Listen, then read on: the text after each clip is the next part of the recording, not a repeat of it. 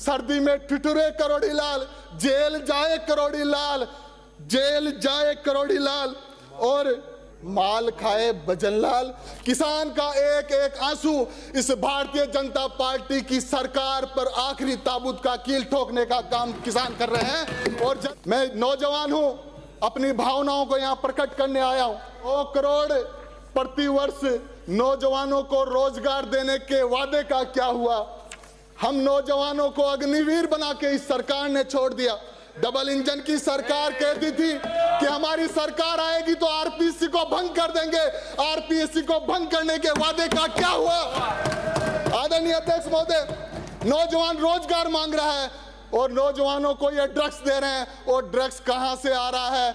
MD नाम का जो ड्रग्स आ रहा है वो गुजरात से आ रहा है। उसका रसायन, इस गुजरात के लोगों को हमने देश की सत्ता दे दी, इन गुजरातियों को हमने देश की अर्थव्यवस्था दे दी, और अब भी वो एमडी नामक नशा हमारे नौजवानों के खून की नसों में दौड़ा रहे हैं। इसका हिसाब आने वाले समय में राजस्थान करेगा।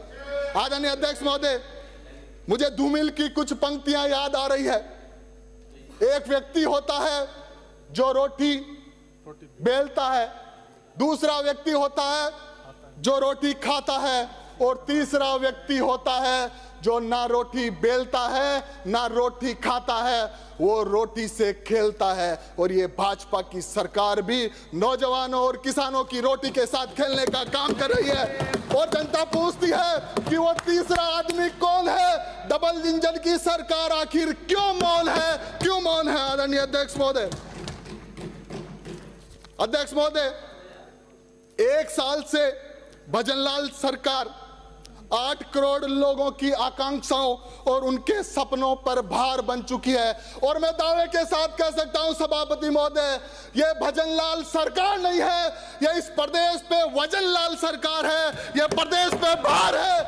ये वजनलाल सरकार युवाओं के भविष्य पर वजन है, ये वजनलाल सरकार किसानों की समृद्धि पर वजन है, ये वजनलाल सरकार बहन बेटियों की सुरक्षा पे वजन है। और मैं दावे के साथ कह सकता हूं, इस प्रदेश में जिस प्रकार से अफसरशाही हावी हो रहे हैं, इस प्रदेश में जिस प्रकार से माफिया का राज हो रहा है, और दर्द तब होता है, एक नौजवान की भावनाएं उमड़ रही है। आदरणीय सभापति महोदय, इस सीट पर जब करोड़ी लाल जी मीणा बैठे थे और मैं शपथ ले रहा था, माइक चालू था, करोड़ी लाल जी खड़े होकर हाथ मिलाया, मुझे कहा विकास कोई काम हो तो आधी रात को बताना।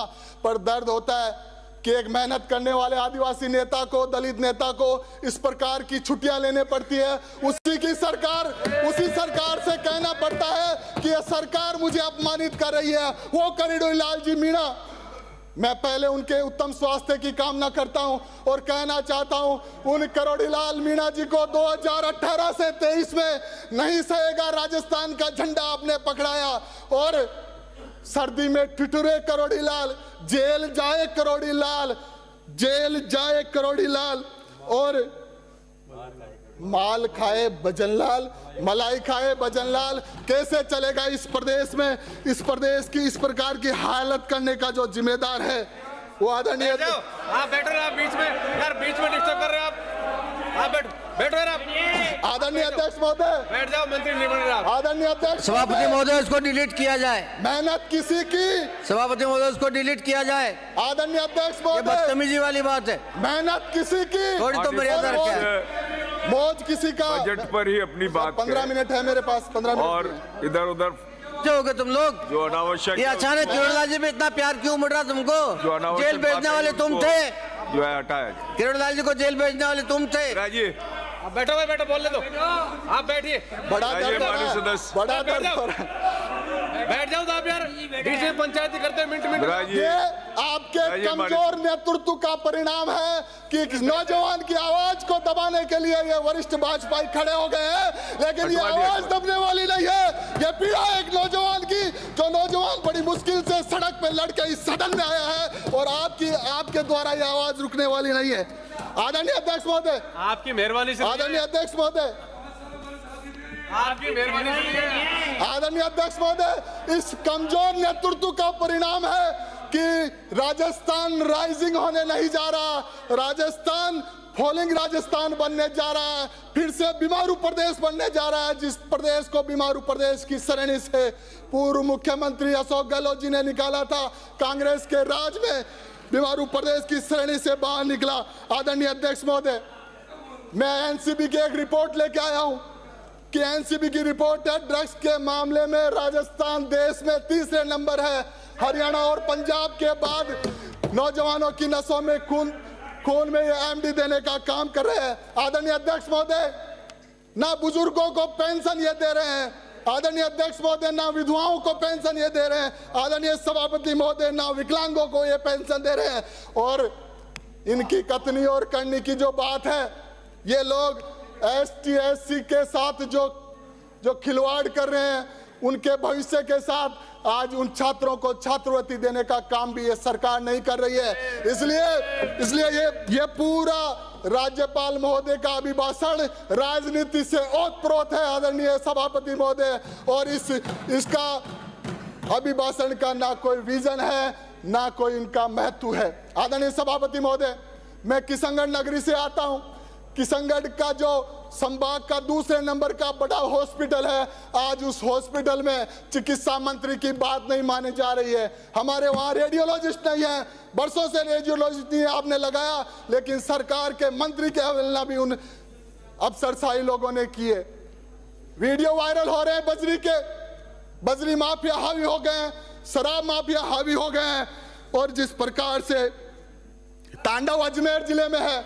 मैं अजमेर जिले में विपक्ष का एकमात्र विधायक हूं, और वहां के मंत्री और लोग कहते हैं कि हम मुख्यमंत्री के पार्टनर हैं, जितना लूटना है इस किशनगढ़ को, अजमेर को उतना लूट लो। साथियों, बजट पे ही बात करिए, माननीय सदस्य। जिस प्रकार का भ्रष्टाचार का तांडव, जिस प्रकार के भ्रष्टाचार का तांडव अजमेर जिले में बना दिया है, अजमेर में पूरा भाजपा या तो इसको प्रूफ कीजिए, सारे लोगों या तो प्रूफ कीजिए, डिलीट कीजिए, नहीं तो हम लगाते हैं। आपको प्रूफ देना पड़ा कि मुख्यमंत्री जी के पार्टनर कौन है। चलता देगी अगर नहीं लाए तो विधानसभा में जवाब देना पड़ेगा। लाइए विधानसभा में जवाब, लाइए विधानसभा में जवाब, पे काम हो रहा है विधानसभा में जवाब लाइए। पटल पर अभी मैं लाता हूँ प्रस्ताव, इस बार को उखाड़ अभी प्रस्ताव लाता हूँ, आने वाले समय में मैं लाता हूँ प्रस्ताव। ऐसे तुम्हारा करेंगे होगा क्या? आपको रोकना है तो उस सभापति महोदय, मैं प्रस्ताव करता हूं सदन का समय 2 घंटे के लिए बढ़ाया जाए। सदन का समय आपको रोकना है तो शराब की जो दुकानें रात को खुली है उसको जवाब देना पड़ेगा। मुख्यमंत्री का पार्टनर का जवाब देना पड़ेगा। अगर जवाब नहीं दिया देख लेना। अरे रोकना है तो महिलाओं पे हो रहे अत्याचार को रोकिए, रोकना है तो उन नौजवानों को जो सुसाइड कर रहे हैं उनको रोकिए। पार्टनर का नाम बोलो, वाला नहीं है नाम बोलो मुख्यमंत्री का पार्टनर। इसलिए ये पूरी तरह फेलियर सरकार है। एक साल में या तो डिलीट कराए या प्रूफ लाए, या तो डिलीट कराए या प्रूफ लाए। एक साल में जनता ने आईना दिखा दिया। एक शिक्षा मंत्री जो एक बच्ची को पूछ रहा है 10th और 10वीं क्या है, ऐसा शिक्षा मंत्री यदि इस प्रदेश का शासन में बैठा है तो इससे बुरा कुछ होने वाला नहीं है। इसलिए आदरणीय सभापति महोदय, श्री महेंद्र पाल मीणा, आवाज उस नौजवान की है जो नौजवान सड़क पे लड़ता है, भिड़ता है, संघर्ष करता है, मेहनत करता है। इसलिए ये लोग उस आवाज को दबाने का काम ज्यादा दिन तक करने वाले नहीं है। मैं खुली बात कहूंगा कि योजनाओं के नाम बदलने से या सदन का रंग बदलने से इस राजस्थान का भला होने वाला नहीं है। इस राजस्थान का भला तब होगा जब जवान और किसान की आवाज को सुनी जाएगी। आदरणीय सभापति महोदय, इस सरकार के पास ना नीति है, ना नियत है, ना विजन है, ना विजडम है। आज प्रदेश के किसानों की हालात, युवाओं की व्यवस्था और महिलाओं की असुरक्षा को देखकर मन द्रवित होता है। आदरणीय सभापति महोदय, महिलाओं पर अत्याचार नहीं सहेगा राजस्थान का नारा देने वाले सत्ता पक्ष में बैठे ये लोग आज इनके राज में जनवरी 2024 से अगस्त 2024 तक 3,979 प्रकरण बलात्कार के दर्ज हुए हैं, अर्थात 16-17 बहन बेटियों की अस्मिता के साथ रोज खिलवाड़ इस प्रदेश में हो रहा है। आदरणीय सभापति महोदय, क्या सत्ता पक्ष में बैठी भाजपा के लोगों का यही महिला सशक्तिकरण